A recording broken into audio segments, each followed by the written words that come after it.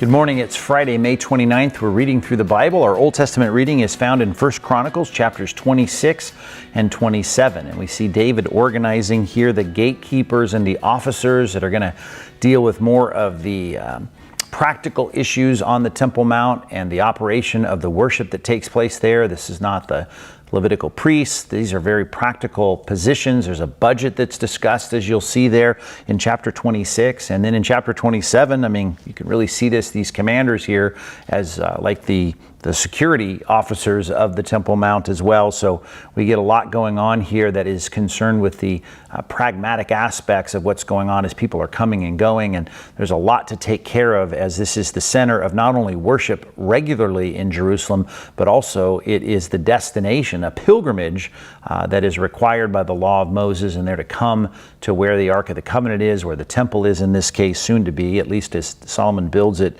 And so there's a lot to do, a lot of practical things here. And the heads of the tribes are all described, or named, I should say, and listed in chapter 27 as well. So we get some more names, which we were used to in the first 9 or 10 chapters of 1 Chronicles. Our New Testament reading is the second section of John 11.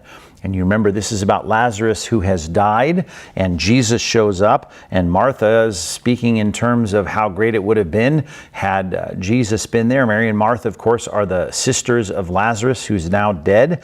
And Jesus asks about the resurrection, and Martha, interestingly, says, well, I know there will be a resurrection.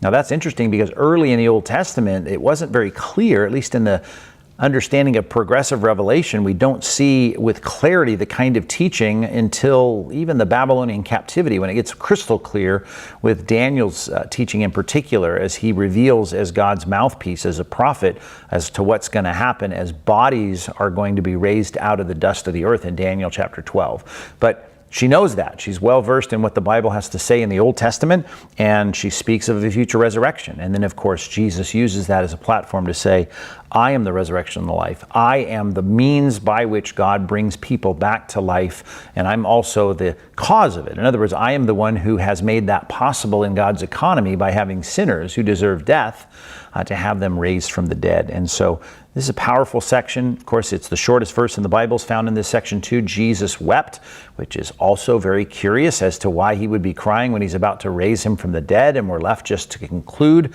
that just the concept of death is such a grievous and sad thing that Jesus, in this very short verse, says that he is going to express what we all express when we have someone we love that dies, even if we will see them again. And Jesus is about to have an interaction with Lazarus in a few minutes. And as he said in the beginning part of this chapter, he knew it was coming. And yet he weeps at this funeral, and then, of course, raises Lazarus from the dead before this section is over. Our community imperative for today that I'd like you to work on after we read through the Bible and give some thought to and plan for is found in 1 Thessalonians chapter 2, verse number 8. It says this, so, being affectionately desirous of you, we were ready to share with you, he says about the Thessalonians, not only the gospel of God, but also our own selves, because you had become very dear to us. So here's the Apostle Paul saying, I'm not just a teacher in your life. I'm not just here to give you information. As we think about our discipleship and the mentoring we do in our life, it's not just about all the work and the study and giving spiritual insights. It's about you in the body of Christ actually sharing your life with people, which is the fun times and the laughter and the meals and all the things that go with your life. It is, as I said, that phrase that is often used, it's life on life. It's not just knowledge, not just information.